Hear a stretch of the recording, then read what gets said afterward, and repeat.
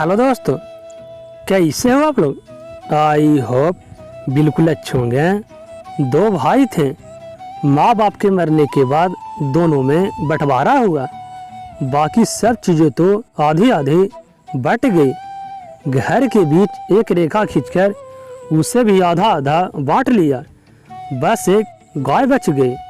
अब इसका क्या करें। बड़ा भाई स्वार्थी, चालाक और जुगाड़ी था। उसने कहा, मुखिया चाचा साक्षात पंच परमेश्वर हैं, उन्हीं से न्याय कराते हैं। छोटा भाई सीधे स्वभाव सहमत हो गया। बड़े भाई ने रात को मुखिया जी को पत्र पुष्पम से आकंठ तृप्त कर दिया और न्यायमूर्ति सुबह सुबह ही डकार लेते हुए धर्मपीठ पर विराजमान हुए। खिसे निपोड़ते हुए बोले, तुम दोनों में इतना प्रेम है, खुद निर्णय कर लेते। खैर ऐसा करो कि गाय को घर के बीच में ही खूंटा गाड़कर बांध दो।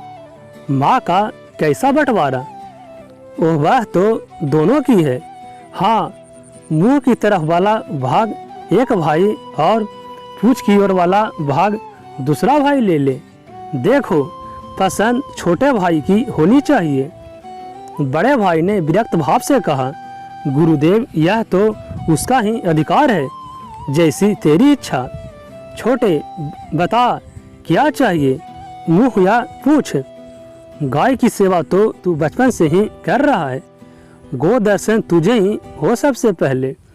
गाय की कृपा दृष्टि तुझ पर ही अधिक हो। मैं बड़ा होने के नाते यह अधिकार तुझे प्यार से दे रहा हूँ। वैसे जैसा तू चाहे, तेरी इच्छा। यह कहकर बड़ा भाई मुखिया की ओर रहस्यमय दृष्टि से देखकर मुस्कुराया। छोटा भाई भावुक होकर आंखों में आंसू भरकर भाई के पैरों में गिर पड़ा। कृतज्ञ भाव से श्रद्धा बनत होकर बोला, बड़े पूछ से ही आपके जैसा भाई मिलता है। आपका स्नेह मेरे सिर पर यूं ही बना रहे। मुखिया ने मुस्कुराकर कहा, यह सब भरत मिलाप बाद में करते रहना। तुम दोनों को ये स्वीकार है, बाद में मुझे बार बार तो नहीं बुलाओगे। दोनों भाई सिर झुकाकर बोले, अरे इसमें बार बार क्या पूछना। अब तुम दोनों इस कागज पर अंगूठा लगा दो। अंगूठा लगाने के बाद मुखिया ने पढ़कर सुनाया, गाय की मुंह की ओर की सारी जिम्मेदारी तेरी है छोटे। पूछ की तरह तो तू संभालेगा बड़े। देखो, अब इसमें कुछ गड़बड़ ना हो। यह कहकर धर्मराज की गरिमा दिखाते हुए मुखिया जी चले गए। अब असली कहानी शुरू हुई। छोटे भाई गाय को चारा पानी सभी देना पड़ता और बड़े का दूध पर एकाधिकार हो गया। छोटे भाई को गोबर भी नसीब नहीं हुआ। मतलब बड़े भाई की पांवों उंगलियों घी में और छोटे के हिस्से में सिर्फ बेगार। छोटे भाई ने एक दिन बड़े भाई से प्रार्थना की, भैया पूरे दिन सेवा मैं करता हूँ, दूध न सही छाछ ही मिल जाए आपकी दया से।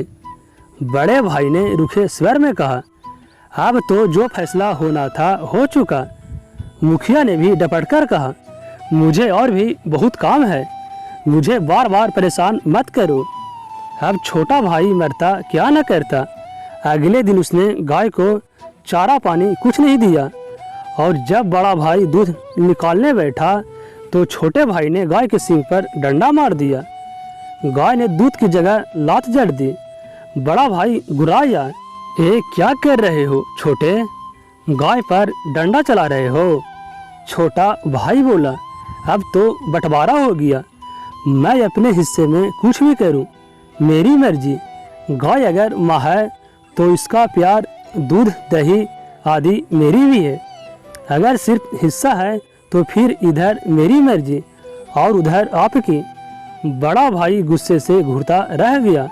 हार मानकर फैसला बदलवाया और दोनों मिलकर सेवा और मेवा बांटने लगे। तो दोस्तों, यहाँ गाय सिर्फ एक प्रतीक है अर्थव्यवस्था का। गाय के प्रति श्रद्धा और भक्ति विवाद से परे हैं।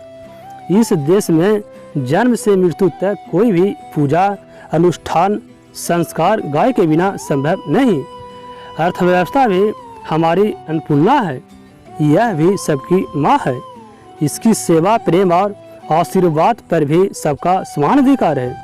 मगर न जाने कैसे और किस मुखिया की सहायता से एक वर्ग बड़ा भाई बनकर सब कुछ बटोरता जा रहा है और दूसरा गोबर भी नहीं पा रहा। इसके पहले कि इसका अंत भी इस कहानी जैसा हो, हम सब समभाव और सद्भाव के साथ एक दूसरे के अधिकार को सच्चे अर्थों में सम्मान करें और इस माँ को इसी तरह साझा रखें। माँ तो माँ है, चाहे भारत माता, गौ माता, गंगा माता या हर घर आंगन में कन्या बन अवतरित गौरी माता, ये सभी हम सबकी साझी हैं। सभी अपने दायित्व का निष्ठापूर्वक पालन करके इसकी सेवा करें और वात्सल्य का अधिकारी बने। तो दोस्तों, इस कहानी को जरूर पसंद करेंगे। मिलते हैं नई कहानी में। धन्यवाद।